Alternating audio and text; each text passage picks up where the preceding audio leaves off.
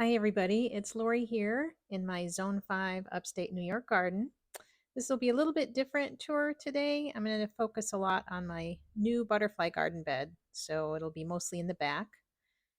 The front has some blooms in it, such as this Campanula, but a lot of it's just green right now. And then the Star of Persia allium. I love these so much. Those are those firework puffy balls.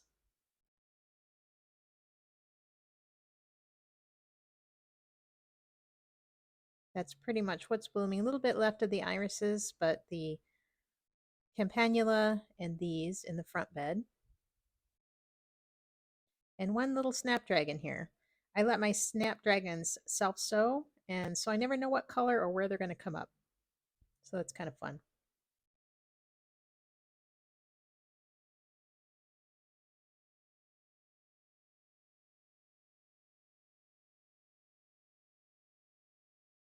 Here's more of the Campanula alba. This is not a native plant, but it's very pretty. I won't be putting in any more because it's not native, but I'll just leave these.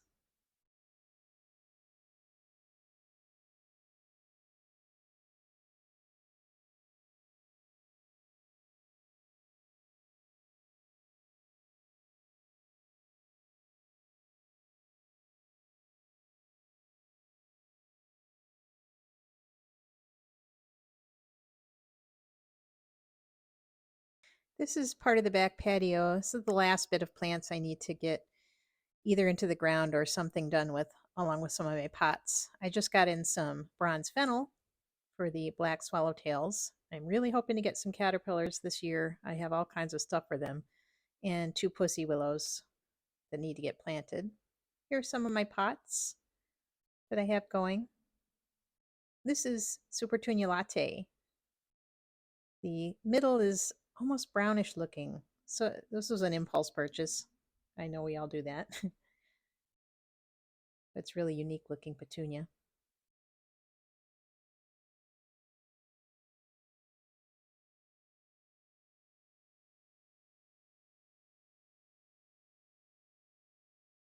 This is all leaf debris from the honey locust. And then it also sends out little bits from the flower buds that get everywhere. My bird bath here is, I have to keep cleaning it because of that.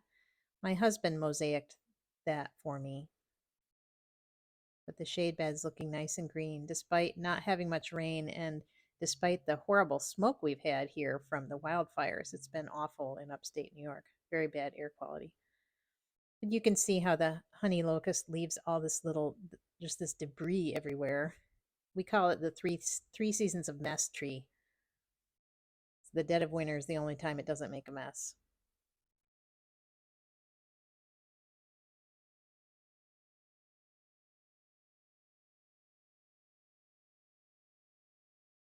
And my painted lady ferns and the impatiens over here.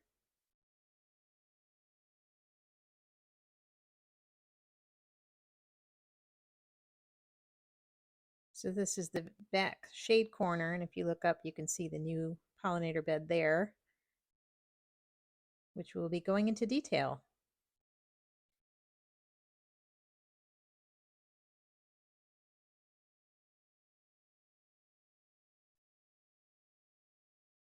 First up, this is the very far corner of the bed. That's my neighbor's little fence right there. Our properties, our gardens butt right up against each other.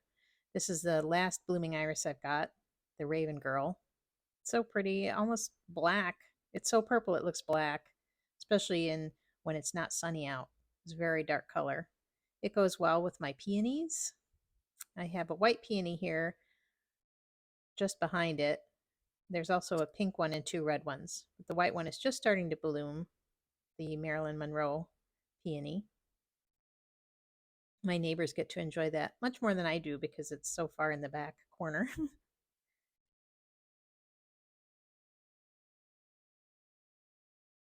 It's right next to their patio. And looking out to the right, you can see the new pollinator bed. But if you back up from that corner, here's the perennial bachelor buttons, the Centaureas that I love so much. And the other peonies, which aren't even close to blooming yet. The buds are still pretty tight.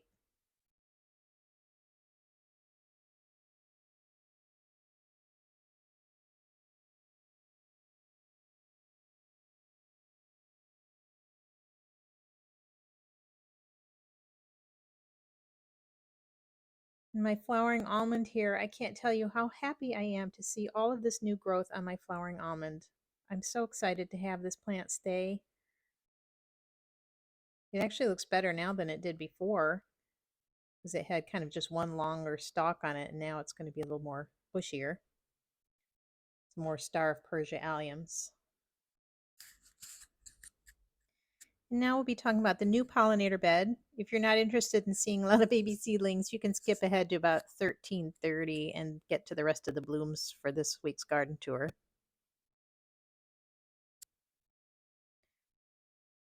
This is the dwarf rose cosmos. This I just put seed in here in the ground. I have a little problem with bunnies or something, or squirrels, or both, digging stuff up. I think I have some zinnias there. That little aster right there. I overwintered that, and a bunny or some bunny has nibbled it down. So those may be a bust. Overwintered for nothing. The glads that are marking time there, I will have to dig those up because they're not hardy. But I have some native lupins that my brother-in-law had started from seed and gave me some. So I'm excited about those. They should bloom this year, although it will be much later, which is fine.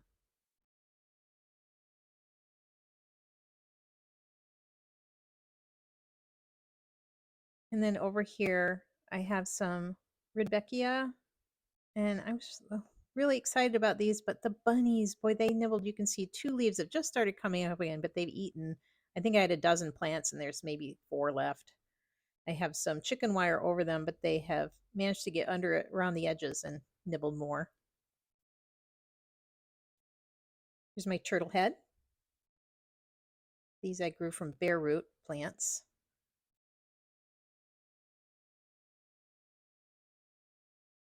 The purpose of this bed is for host plants and nectar plants for pollinators. And a lot of the ground will be left bare so the bees can make a nest in it. I got a New Jersey tea. Pretty excited about that. I was hoping to get more, but I could only get one. So it's there, and rabbits can eat this, and I am not letting them eat that. So it's got a cage around it.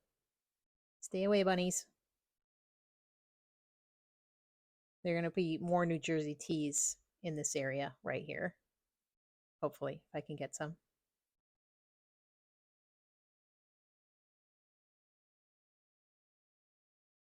My clethra here. I wasn't planning on getting this one, but these are great, along with some zinnias here.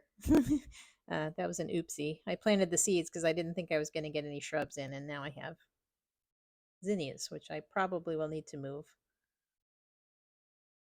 Over here is Pearly Everlasting. This is the host plant for the American lady butterfly, as well as being a nectar plant.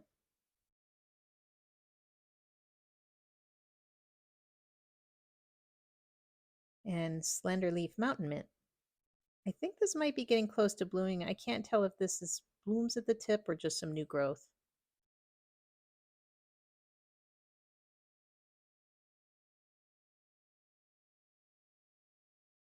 I have 2 of these. The bed is sort of a mirror on each side. And my 3 different pussy willows. There's a white, pink, and a black. The early blooms for the spring pollinators that come up, as well as being a host plant. This is a money plant, more of a nectar plant. I grew these from seed. I do have some other old zinnia seeds in front of this, but I think they're not viable. We'll see. Next to that is the Love in a Mist Nigella. I grew some from seed and some I put in the ground to sort of stagger the blooms. It looks like a lot of weeds in here, but there are a lot of seedlings as well.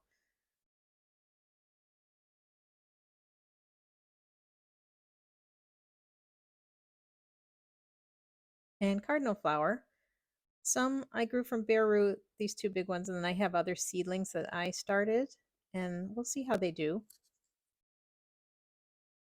This hyssop, I I wasn't going to get it, but I loved the color, and it was the only one, and it was mislabeled. It had it as a different name, and I just bought it anyway because I loved the flower. Isn't that pretty? I think it might be Tango, but I'm not sure.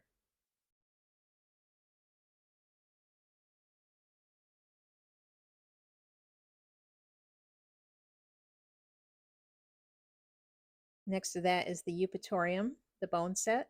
This is a nectar and host plant.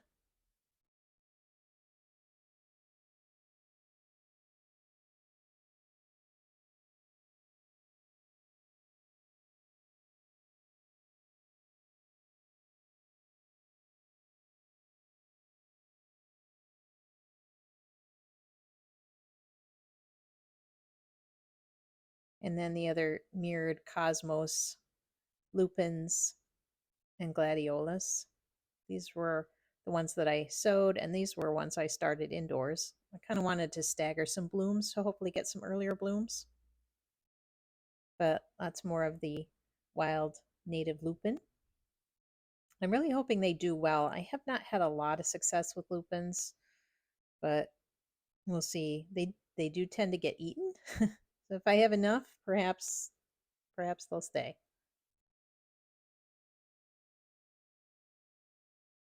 More of the nigella. These were started indoors here. In fact, you can see one of them is in bloom. They should get a lot taller than this, but I'm happy with an early bloom.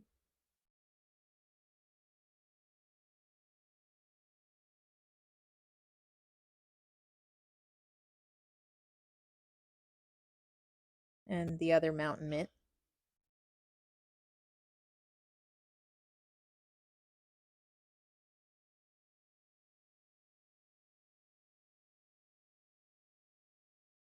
Coming over to the butterfly caterpillar buffet area. This is the herb section. I'm going to be putting the bronze fennel over here as well in the pots. That gets quite tall, so I'm not sure where I'm going to put it. But in here, these are all started from seed. The parsley, they're all starting to get a little bit taller now.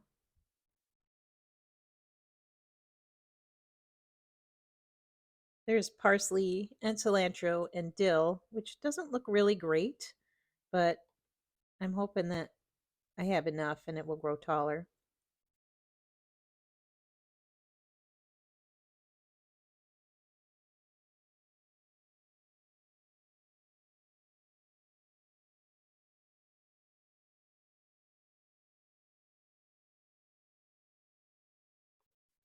More bunnies eating my plants again, even with the chicken wire.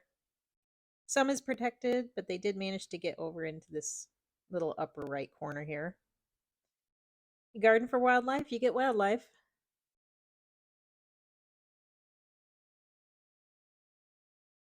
And there's the butterfly bed. Here's the main back corner sunbed. I have a baptisia over here. This is one my neighbor gave me. And I think I planted it last year. So it grew quite a bit. Over here is some more lupins. And I do have a little dill and cilantro in here as well. Just some insurance plants.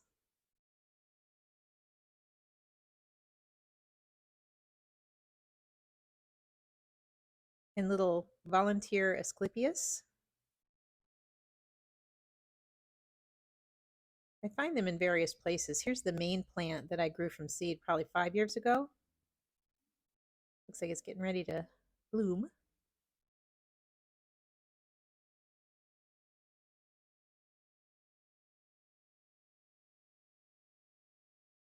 Over here is some more Campanula in the corner here. This garden bed was sort of here when we moved in. It was a big old mess. And everything has been taken out. More star of Persia. My favorite allium. I love this allium.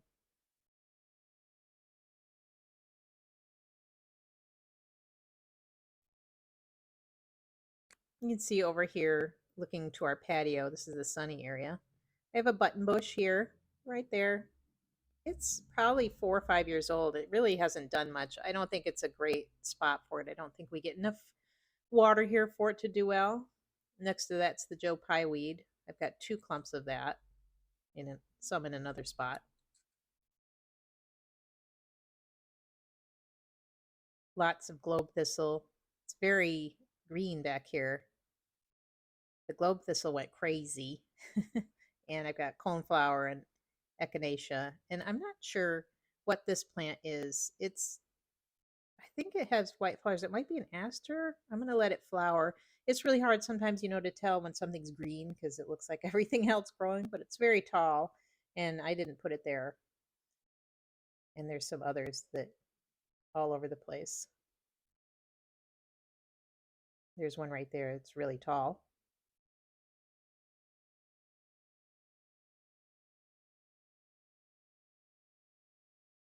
But my good globe thistle. This is the monarch butterfly area.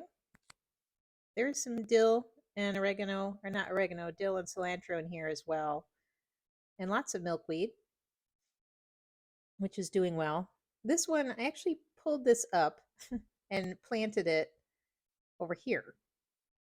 And then I come back a few days later and it sprouted again in the same spot. I obviously did not get all of the root. It's right on the stepping stone, so I need to move it. There's some phlox getting ready to bloom. And my big baptisia. Happy, looking good.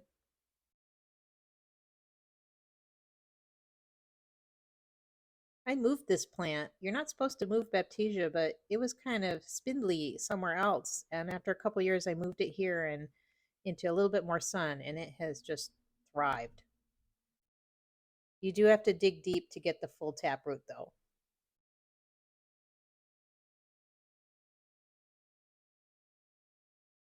Over here, there's the globe thistle right there. Lots of bee balm. A lot of bee balm.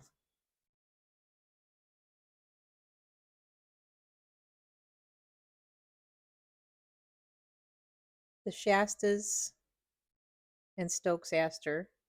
My neighbors gave me the Stokes aster, and in it was some of this evening primrose, which is a native plant. So I was happy to get that. It's always a surprise.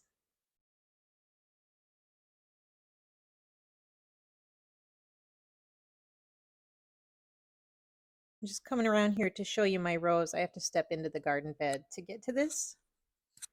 So it's a little awkward. This is the second year of this rose, Rosie the Riveter. It's a Floribunda. I actually had thought I had seen some black spot on this, but it looks pretty good, actually. And considering how little rain we've had, had to water so much. I don't mind hand watering, but I don't like to have to do it quite so often. But we're still pretty dry.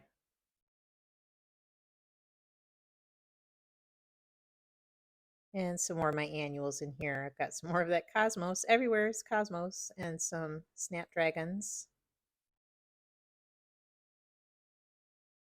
And this drumstick allium, I started with 2 bulbs and it is crazy. I dug up some to divide it and it's like the Sorcerer's Apprentice. I now have thousands of them. I'm going to have to really clean that out.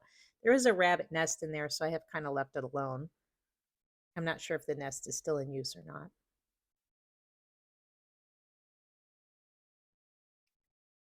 This is another rose, Enchanted Evening.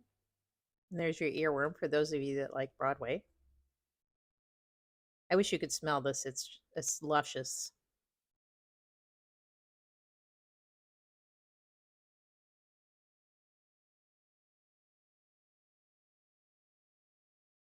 And more Star of Persia. Now this is the Campanula, which did something really weird. I have the white, which is normal. And look at that. I don't know where that came from or why it mutated back to, I think would be an original blue form. Because at first when I looked out the window, I thought I was seeing the baptisia, but I was seeing that. Isn't that crazy? Regular white and blue out of nowhere.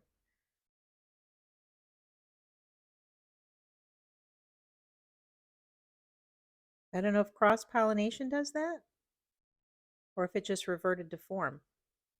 It did spread, and that was it. And I'll be ending with a tour of the shade bed with all its really pretty, pretty foliage colors. The heuchera is starting to bloom. Oops, sorry.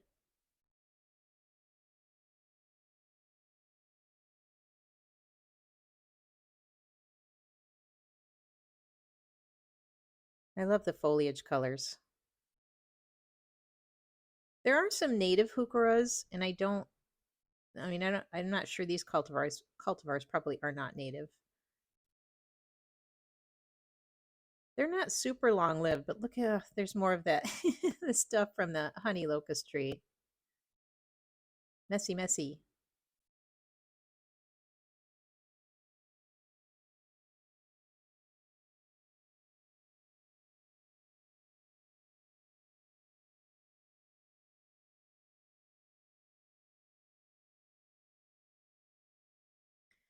I hope you enjoyed this tour, a little bit of a different tour.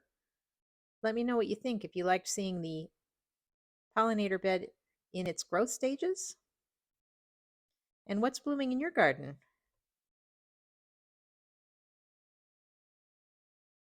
Hope to see you for next week's tour. Have a great weekend, everybody.